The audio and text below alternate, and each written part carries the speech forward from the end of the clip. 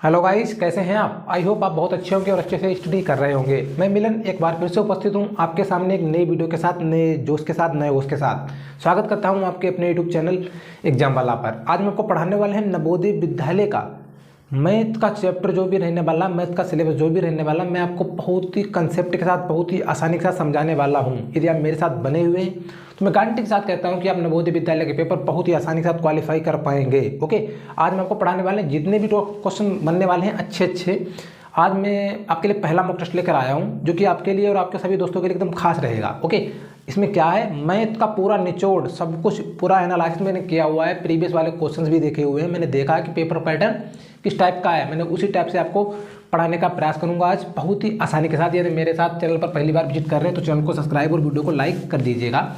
इन नवोदय विद्यालय 2023 का आज का मैं पेपर बताने वाला हूँ टॉप 20 मैथ्स क्वेश्चन। आपको टॉप 20 का मतलब है जो सुपर रहने वाले हैं मैथ के क्वेश्चन वो पढ़ाऊंगा, जो सिलेक्टेड है एकदम कतई। देखो, बिना देरी के हम क्वेश्चन को करते हैं सॉल्व। पहला क्वेश्चन क्या है कि 9 से विभाजित संख्या बताओ। ये संख्याएं लिखी हुई हैं और आपसे पूछा गया है कि इसमें से संख्या 9 से जो विभाजित हो रही है वह संख्या आपको बतानी है। आपको पता होना चाहिए कि 9 से विभाजिता का रूल क्या है। भाई, जब कोई संख्या 9 से विभाजित होगी तो आपको पता होगा कि 9 वो संख्या 3 × 3 से भी विभाजित होगी ना, क्योंकि 3 का मल्टीपल ही 9 है। ओके, अब 9 से विभाजिता का रूल क्या कहता है, जो संख्या 3 से विभाजित हो जाए वह संख्या 9 से विभाजित होगी। अब इसके लिए आपको 3 से विभाजिता का रूल पता होना चाहिए। 3 से विभाजिता का रूल क्या कहता है कि यदि अंकों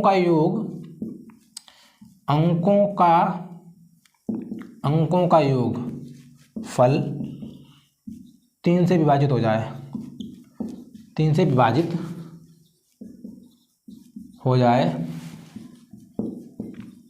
हो जाए तो वह संख्या 3 से विभाजित होगी।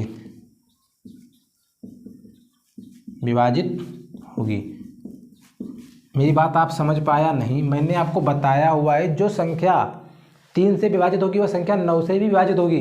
कंडीशन क्या है कि कोई संख्या यदि आपको दी गई है उसके अंकों का आपको योग करना है। यदि अंकों का योग 3 से विभाजित हो जाए तो आप समझ लेना वह संख्या 3 और 9 दोनों से विभाजित होगी। मैं पहले वाले ऑप्शन में ये वाला रूल फॉलो करता हूँ। अंकों का योग यदि 3 से विभाजित हो जाए तो ठीक, नहीं तो हम दूसरा ऑप्शन ट्राई करेंगे। 4 तो 6 3 9 4 तो 6 3 9 2 11 3 14 और 2 16। इसका योग हो रहा है 16, जो 3 से विभाजित है नहीं है। ठीक, ये वाला ऑप्शन नहीं होगा। अब दूसरा वाला ऑप्शन ट्राई करते हैं। 3 6 9 4 9 4 13 3 14 15 16 17 18 19 20 21। इनके अंकों का योग 21 हो रहा, जो 3 से विभाजित है। 3 7 21 पूरा जा रहा। इसका मतलब ये बी वाला ऑप्शन आप काला करिएगा, एकदम करेक्ट रहने वाला, एकदम करेक्ट बी। इसके अलावा ये भी गलत होगा, ये भी गलत ही होगा, क्योंकि मैंने आपको बताया हुआ है कि ऑप्शन एक ही सही होगा, बाकी 3 गलत होंगे। ओके दोस्तों, उम्मीद करता हूँ आप दोस्त समझ गए होंगे कि मैंने आपको किस हिसाब से समझाया। यदि मेरा तरीका समझाने का आपके समझ में आया हो तो प्लीज़ दोस्तों के साथ मेरी क्लास को शेयर कर दीजिएगा, जिससे कि आपके दोस्त भाई बहन सभी इस क्लास का फ़ायदा ले सकें। ठीक दोस्तों, चलते हैं क्वेश्चन नंबर 2 की तरफ। क्या रहने वाला है अब देखिएगा।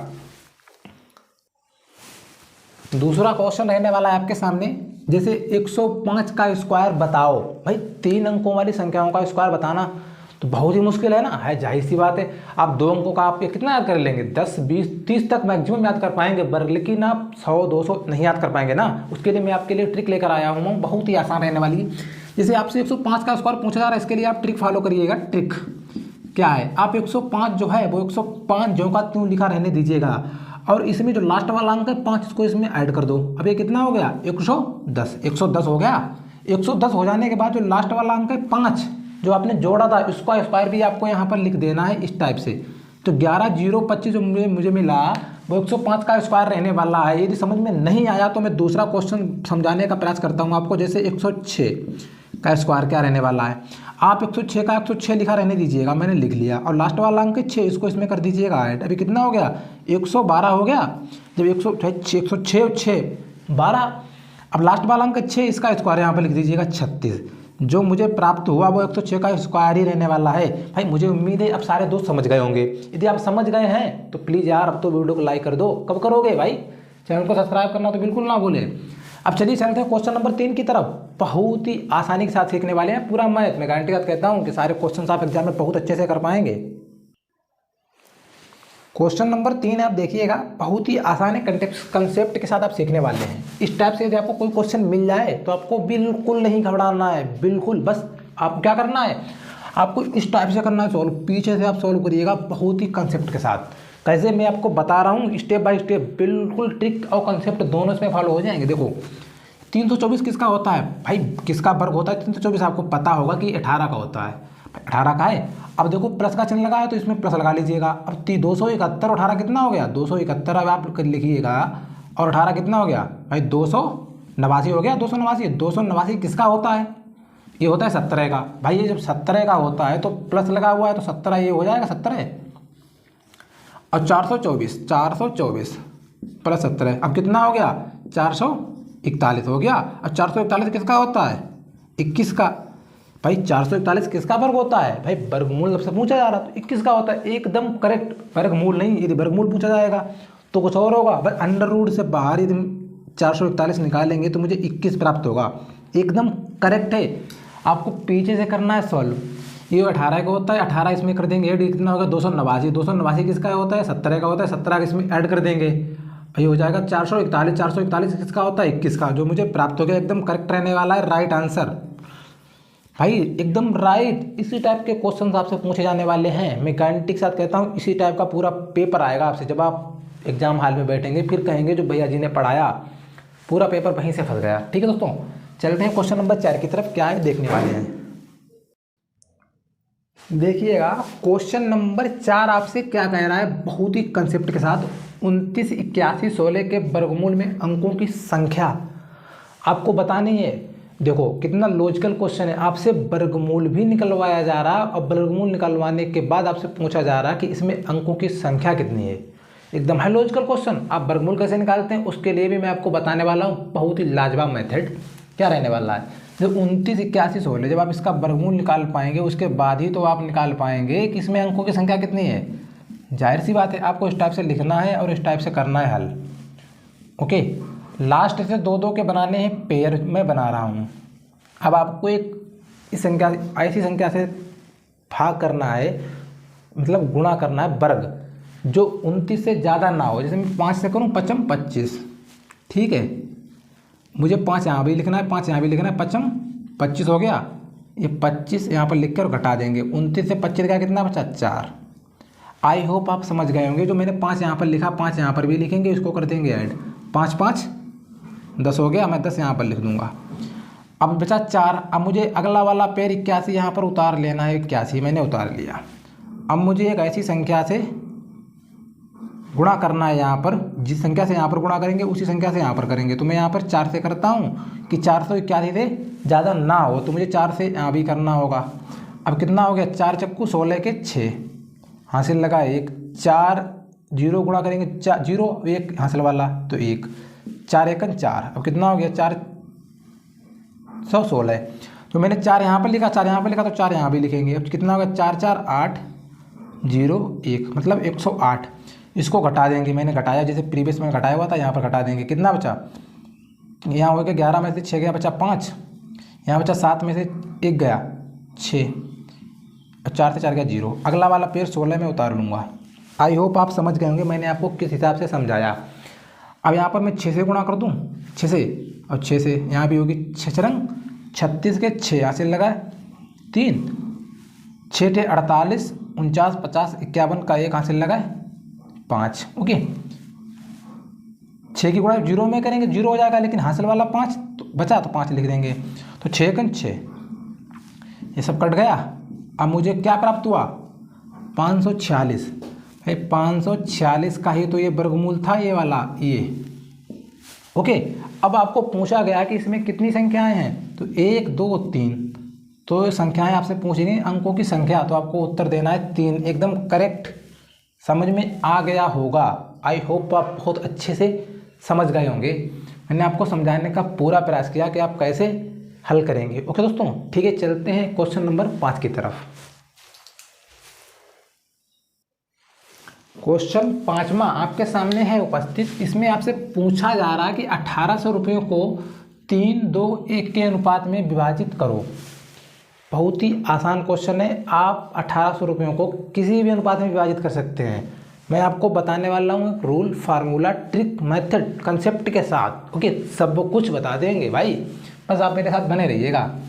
देखो, मैंने 1800 रुपयों को विभाजित करने को बताया गया है कि 3, 2, 1 के अनुपात में। मैंने देखा अनुपातिक योग कितना है, अनुपातिक योग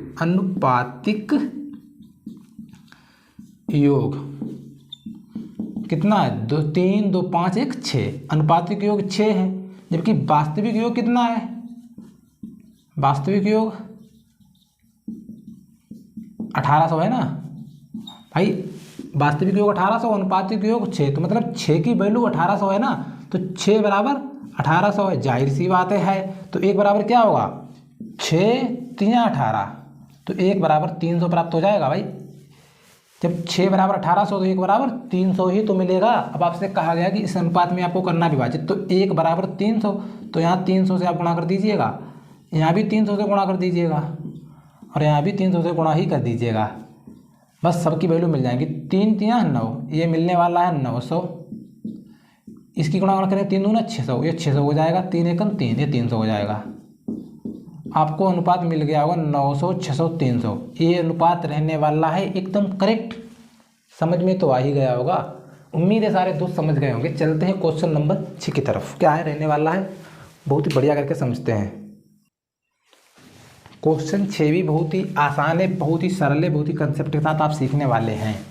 आपसे क्या कहा गया है इसमें, आपसे कहा गया कि यदि 10 किताबों का मूल्य 1000 रुपये है तो 18 किताबों का मूल्य आपसे पूछा गया है। आपसे क्या कहा गया है कि 10 किताबों का मूल्य, मैं 10 किताबें कितने रुपए की हैं, 1000 रुपये की, तो एक किताब कितने की है, तो 10,000 भाग 10, तो एक किताब मुझे कितने की मिल गई, 100 रुपये की।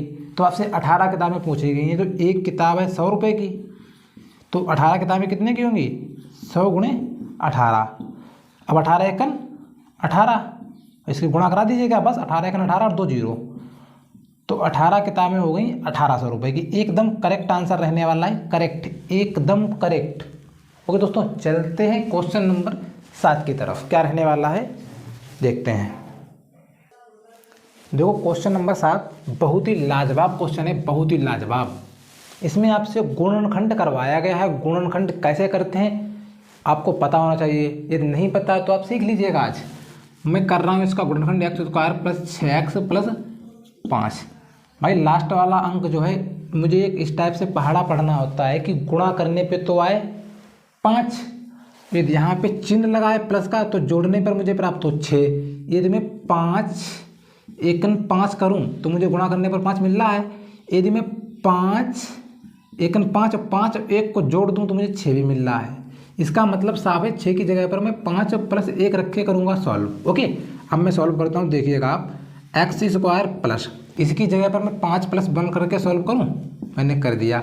x ज्यों का त्यों रहेगा, प्लस 5 का ज्यों का त्यों रहने वाला है।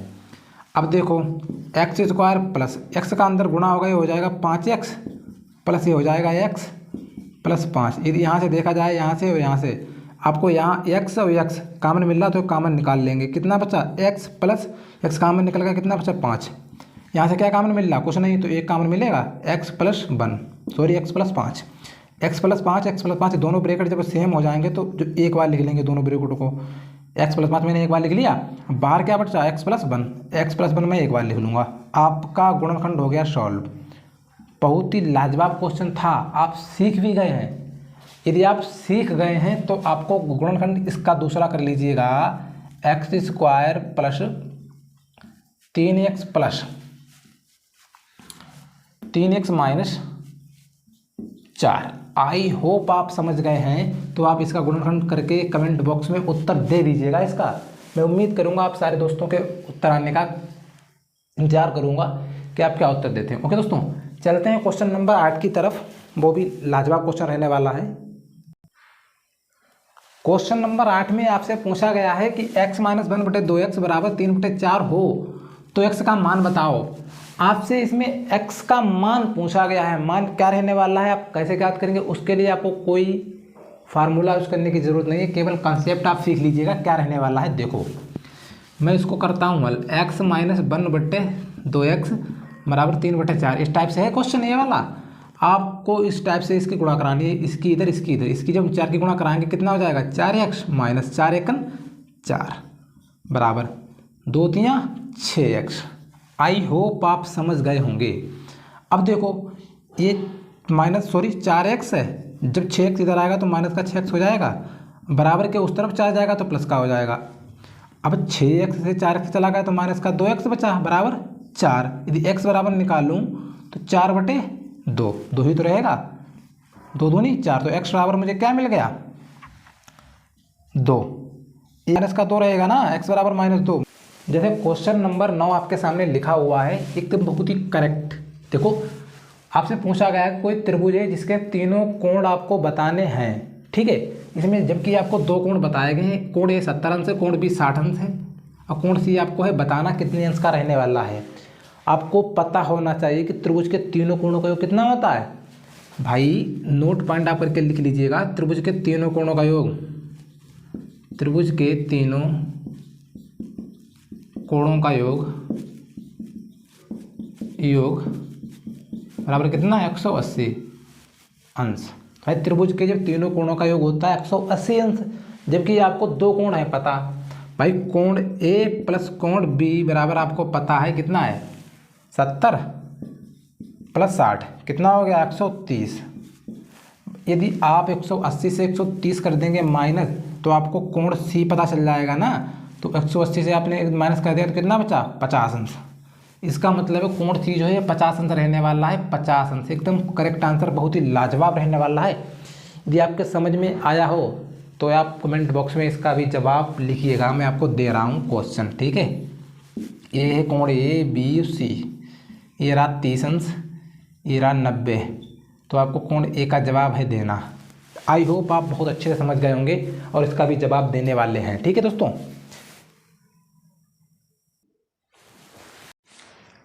एक क्वेश्चन नंबर 10 है, आपसे पूछा जा सकता है कि कौन सी आकृति का क्या नाम है। इस टाइप से आपसे एक क्वेश्चन पूछा जाएगा और पूछा जाएगा हर हाल में। जैसे आपको बताया जाएगा क्वेश्चन में कि ये आकृति जो है किसकी है। आपको 4 विकल्प मिलने वाले हैं, जैसे एक मिलने वाला होगा वर्ग, एक मिलने वाला होगा आयत, त्रिभुज, इस टाइप से आपको ऑप्शन मिलेंगे। आपको बताने की आकृति कौन सी है। मुझे ये आकृति जिसकी चारों भुजाएं बराबर हैं उसको वर्ग बोलते हैं। इसकी चारों भुजाएं बराबर हैं, देखो इसकी चारों भुजाएं बराबर हों उसको वर्ग बोलते हैं। जिसकी इस आमने सामने की भुजाएं बराबर हों, जैसे ये वाली भुजा बराबर है तो इसको आयत बोलते हैं, आयत। ओके, इस टाइप से यदि आपको कोई मिल जाए त्रिभुज तो इसको बोलते हैं समकोण त्रिभुज, समकोण त्रिभुज। ओके, यदि आपको इस टाइप से कोई त्रिभुज में समद्विबाहु त्रिभुज, समद्विबाहु त्रिभुज, यदि आपको ये सारी आकृतियाँ समझ में आई तो आपको 2 उत्तर कमेंट बॉक्स में देने हैं। कौन कौन से देने हैं मैं आपको बताता हूँ। ये कौन सी आकृति, इसको क्या बोलेंगे और इसको क्या बोलेंगे, आपको इन दोनों के जवाब कमेंट बॉक्स में देने हैं। आई होप आप समझ गए होंगे मेरी क्लास आपको कैसी लगी, इसका भी जवाब आपको कमेंट बॉक्स में देना है। ये समझ में आया हो तो यस लिख दीजिएगा। और आपके यहाँ 10 मैंने क्वेश्चंस करवाए, कितने क्वेश्चंस आपके सही बने इसका भी जवाब आपको कमेंट बॉक्स में ही देना है। अब आप बता दीजिएगा कि आपके कितने क्वेश्चन सही रहे, ठीक है दोस्तों। उम्मीद करता हूँ सारे दोस्त अच्छे से पढ़ाई करते रहेंगे और एग्जाम में बहुत कुछ अच्छा करेंगे, ठीक है दोस्तों। मिलते हैं अगली क्लास में, तब तक के लिए बाय।